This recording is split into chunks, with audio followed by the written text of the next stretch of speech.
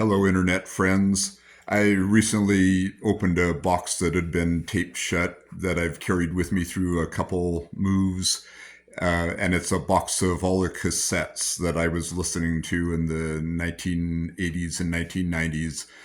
Back in that time, I had a Suzuki Samurai that I drove around the Pacific Northwest in.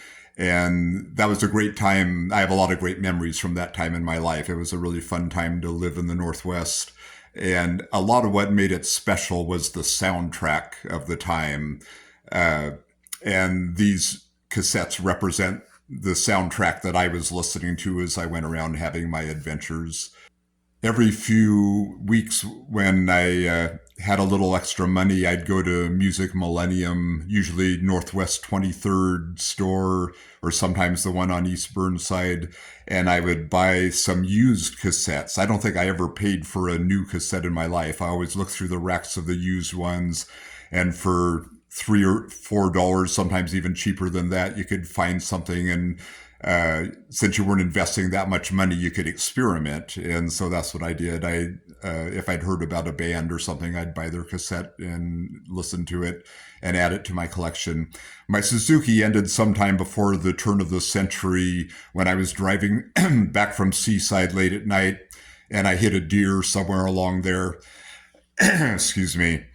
I never saw the deer again, so hopefully it was okay and it ran off and continued to have a good life. But the front of my car was smashed in like a tin can, as was the reputation of Suzuki Samurais.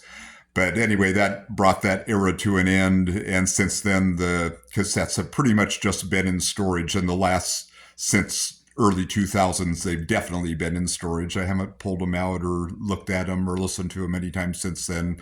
So I thought I would do this. I'm going to take one tape at a time, make a little video about it, and just have my own personal trip back in nostalgia and share with you what I'm going to hear. Where I live now, I'm living in a big mobile home in Florida, and it comes with a built-in tape player, which is another reason I'm going to do this, because I haven't had a tape player for so long. So you can see it's probably state of the art, I would say. And it connects to speakers in the ceiling right there. So we're talking about top-notch audio quality. I haven't used it before, but it seems to work, so we're going to give it a try. The first tape that I've decided to do is this one. It's Hitting Birth. And let me see if I can set this camera down, or phone actually. Okay, so here's my Hitting Birth CD. It comes with the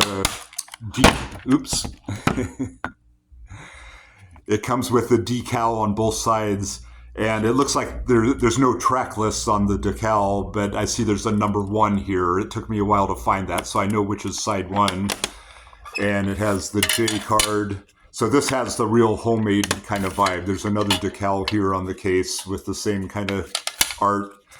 And the J card has a track list. The songs are Same 18, Love Me, What Are You Trying to Say, Happy Just to Be, Crack Man, What Are You Trying to Mix? So first side ends with What Are You Trying to Say? The second side ends with What Are You Trying to Mix?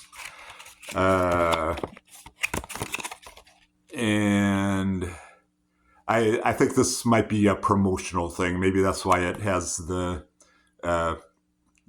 simple kind of setup with the decals and all that. Recorded at Dogfish Sound, mixed by Drew Canulet and Hitting Birth. And they give thanks to the groovy love light and all those connected. We know who we are, and so are you. Okay, that sounds good. I'm looking forward to this. So I'm not going to play the whole thing for you. I'll start it, let you listen to the beginning, and then I'll listen to the rest of it and come back with a review at the end. So here we go. Here goes Hitting Birth, whatever the name of the album is. I don't remember any name on there.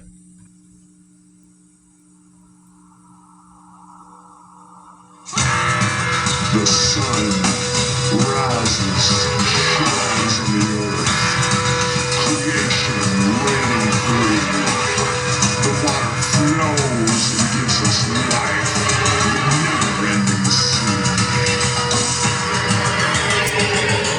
All right, that's a good start. So I'll listen to the whole thing and I'll come back and tell you about it.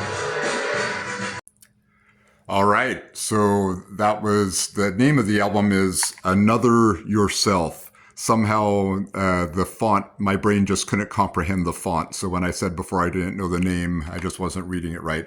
But it's called Another Yourself. And it was fun for sure. It's got a great energy.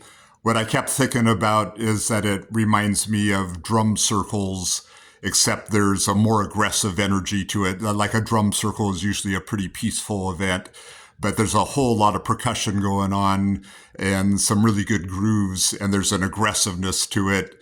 But I found it really fun listening to it, and I could see why I would like that. While I was listening, I did some research on Hitting Birth, and I checked out where they are on Spotify. I found these. So just like 3 songs, this same 18, this is the same song that opened the album. That's on, it says No Seattle, Forgotten Sounds of the Northwest Grunge Era in the late 80s. And then the I-5 Killers, which was a popular anthology back then, or collection of songs by different bands. And then apparently on a soundtrack, I don't know, I didn't research that anymore. I also looked them up online, and they have some YouTube videos, and I'm going to be looking at these, like live at Portland State University, Bohemia After Dark, on KBOO, which is a great radio station in Portland, X-Ray Cafe in Portland, Wow Hall in Eugene, Satyricon, New Year's Eve, 1989, 1990. So a lot of cool videos there. They have a Facebook page too, but this is more a memories kind of page, not like they're an actual band that's still going on.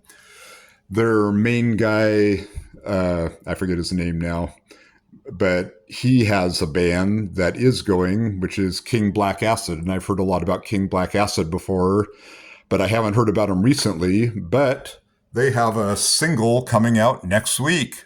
So King Black Acid is still going on. This guy who created Hitting Birth, he's got this band, and it's been going for decades now, I think. Daniel John Riddle, there's the name there. So Daniel John Riddle, he was the main guy in Hitting Birth, and he has the band King Black Acid, which is still doing stuff. I looked with the sound off, I looked at some of the live videos, and the one from Portland State, they had 2 full drum sets, and then 2 guitar players, and the main guy playing bass, and they had a saxophone player. And I didn't hear a lot of that on this album, so I'm guessing they've gone through lineup changes over the years. That video was from the late 80s. I think this recording is more from early 90s. But I didn't hear a lot of guitar on this, and what I did hear sounded mostly like they were doing feedback and kind of background noises. Bass and percussion are definitely the main instruments. One song that I liked I liked all the songs, but one that I particularly thought was creative was Crackman, and they did a reconstruction of Taxman by the Beatles. So they were using the main bass riff all through the song pretty much. And then they rewrote the lyrics and kind of used that melody. And then partway through that song, they quoted Strawberry Fields Forever. And it was pretty good. It had some sense of humor to it. And every single song on there was a lot of energy. And I think they must have been, I never saw them live. I think they must have been fun for moshing and just taking out your aggressions and having fun at a club or something like that. If you did see them live, leave me a comment and tell me about it. And since I haven't done a lot of research and I don't know a whole lot about them, I may be missing some important facts about them. I'd welcome anybody who knows them better than I do to leave a comment. They're described as industrial on the internet. And when I think of industrial, I think of more found sounds, like the same energy, but more sampled sounds like metal hitting metal and stuff like that. And this is more natural percussion sounds. So same energy as industrial. That's just not the first word I would use to describe them, but I can see how that fits. And they were, if it was late 80s, then they were definitely there at the industrial time when that was all going on. So I'm sure they were part of that whole scene. So that is my little informal, unprepared review of Hitting Birth, Another Yourself. I will come back whenever I'm in the mood and do another cassette. I got a lot more interesting ones in there to talk about. So if you subscribe, then whenever I do that, you'll see about that. So thank you for listening, and I will see you again soon. Goodbye.